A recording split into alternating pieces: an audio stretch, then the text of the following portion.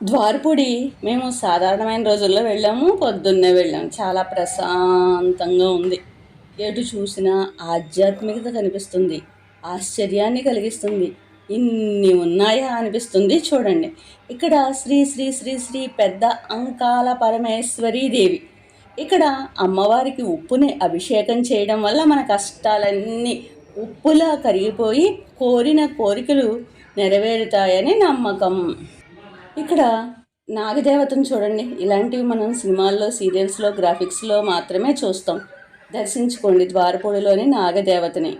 చూడండి ఇక్కడ ఇంకా అవన్నీ చూసి మళ్ళీ ఇట్లా అలాగా ఒక గుడిలోంచి ఒక గుడికి వెళ్ళే దారిలో ప్రతి చోట ఒక్కో దేవుని విగ్రహం కట్టారు.